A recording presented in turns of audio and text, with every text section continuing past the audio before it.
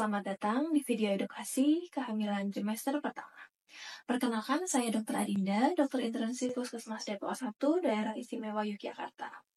Bagi Anda yang baru mengetahui bahwa Anda hamil, selamat ya. Kehamilan itu merupakan perjalanan yang luar biasa.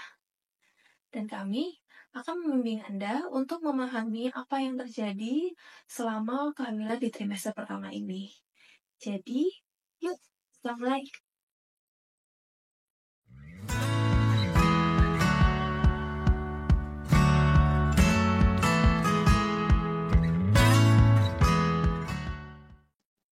Di usia kehamilan 1-4 minggu, embrio mulai berkembang dan menempel di dinding rahim.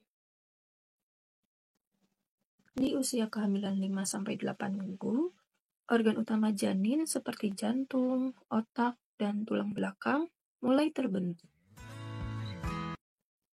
Di usia kehamilan 9-12 minggu, janin mulai bergerak meski belum terasa dan ukurannya bisa mencapai sekitar 6-7 cm. Menakjubkan bukan? Nah, di trimester pertama ini merupakan fase yang sangat penting untuk perkembangan janin. Maka dari itu, ibu harus jaga kesehatan yang baik ya.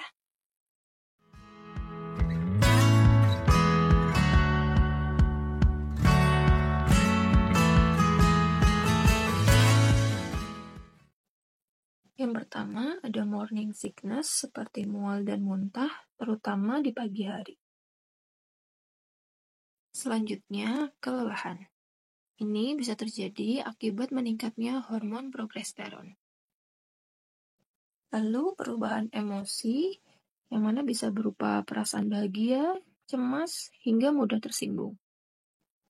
Cara mengatasi mual pada trimester 1 bisa dengan minum wedang jahe hangat dan menghindari bau-bauan yang bisa memicu mual. Nggak perlu khawatir. Itu merupakan hal yang apabila muncul mual-mual yang berlebihan, mual yang semakin terasa berat, bisa segera ke dokter ya, agar diberikan penanganan yang lebih lanjut.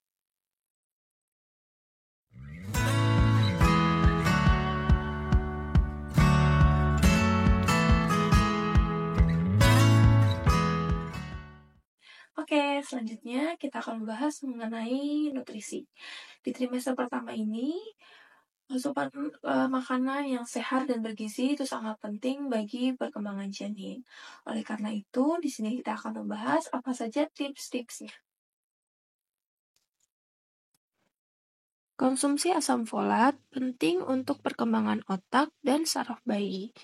Makanan yang mengandung asam folat itu bisa ditemukan pada buah-buahan seperti pisang, pepaya, alpukat, dan beri-berian. Selain itu, asam folat juga bisa ditemukan pada sayuran hijau, kacang-kacangan, dan juga biji-bijian. Untuk protein bisa ditemukan pada makanan-makanan seperti ikan, daging tanpa lemak, telur, ayam, seafood, dan lain-lain. Ibu hamil juga perlu untuk memenuhi kebutuhan kalsiumnya yang bisa didapatkan dari susu, yogurt, keju, dan bisa juga dari suplemen yang didapatkan dari fase 1. Hindari makanan berbahaya seperti makanan mentah, terlalu pedas, berkafein tinggi, mengandung alkohol, serta hindari paparan dari asap rokok. Dan untuk makanan yang bakar-bakaran, pastikan makanan tersebut benar-benar matang sempurna, tidak mentah, dan tidak terlalu gosong. Sederhana bukan? Pastikan ya ibu untuk selalu mengkonsumsi makanan yang sehat dan bergizi setiap hari.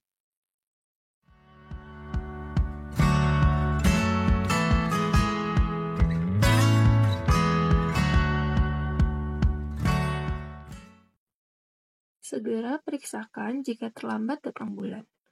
Periksa kehamilan minimal 6 kali selama kehamilan dan minimal 2 kali pemeriksaan dilakukan oleh dokter, yaitu pada trimester 1 dan 3. Pemeriksaan kehamilan. 1 kali pemeriksaan oleh dokter pada trimester pertama kehamilan hingga 12 minggu, 2 kali pemeriksaan pada trimester kedua kehamilan di atas 12 minggu sampai 24 minggu, dan 3 kali pemeriksaan pada trimester ketiga kehamilan di atas 24 minggu sampai 40 minggu, dengan salah satunya di antaranya itu dilakukan oleh dokter.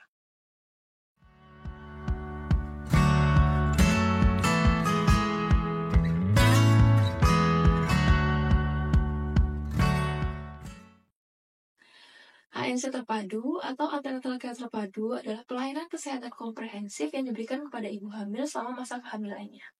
Pelayanan ini bertujuan untuk memantau kesehatan ibu dan bayi dalam kandungan serta mempersiapkan proses persalinan. Ibu hamil wajib ANC terpadu di puskesmas ya. Nanti di puskesmas akan dilakukan beberapa pemeriksaan seperti yang pertama adalah pengukuran tinggi badan dan berat badan. Untuk pengukuran tinggi badan, cukup dilakukan 1 kali. Bila tinggi badan kurang dari 145 cm, maka itu merupakan faktor resiko panggul sempit. Kemungkinannya akan sulit melahirkan secara normal.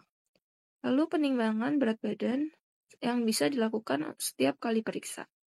Sejak bulan keempat, pertambahan berat badan paling sedikit adalah 1 kg per bulan. Yang kedua adalah pengukuran tekanan darah.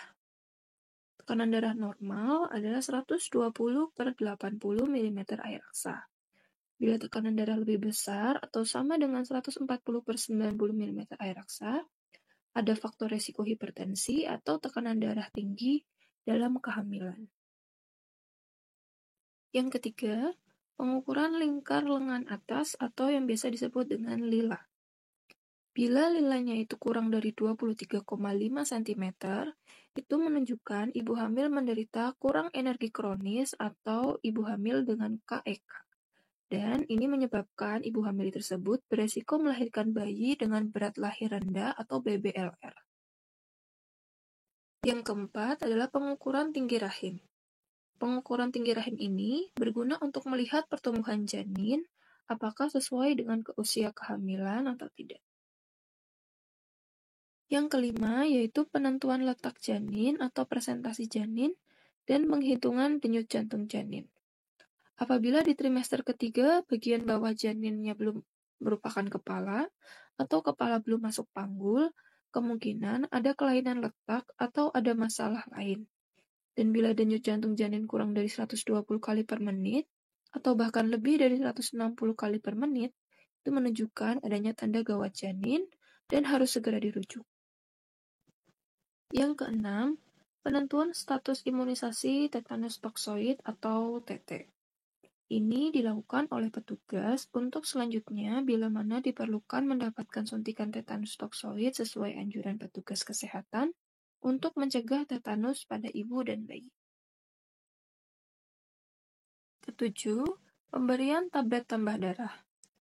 Ibu hamil sejak awal kehamilan wajib minum 1 tablet tambah darah setiap hari, minimal selama 90 hari. Tablet tambah darah diminum pada malam hari untuk mengurangi rasa mual. Yang kedelapan adalah pemeriksaan laboratorium. Apa aja sih yang diperiksa saat pemeriksaan laboratorium ini? Yang pertama adalah tes golongan darah untuk mempersiapkan donor darah bagi ibu apabila diperlukan. Yang kedua adalah tes hemoglobin untuk mengetahui apakah ibu kekurangan darah atau yang disebut dengan anemia. Lalu yang ketiga adalah tes resus untuk mengetahui jenis resus yaitu positif atau negatif. Yang keempat, tes pemeriksaan urin atau air kencing. Yang kelima adalah tes pemeriksaan darah lainnya sesuai indikasi seperti HIV, sifilis, dan lain-lain. Dan yang keenam adalah tes HBsAg untuk mengetahui status hepatitis dari ibu. Ibu juga bisa melakukan pemeriksaan USG di Puskesmas Depok 1 loh. Biasanya pemeriksaan USG dilakukan setiap hari Kamis. Yang kesembilan adalah konseling atau penjelasan. Tenaga kesehatan akan memberikan penjelasan mengenai perawatan kehamilan, pencegahan kelainan bawaan, persalinan dan inisiasi menyusui dini atau IMD, nifas, perawatan bayi baru lahir, ASI eksklusif, keluarga berencana, dan imunisasi pada bayi. Penjelasan ini akan diberikan secara bertahap pada saat kunjungan ibu hamil.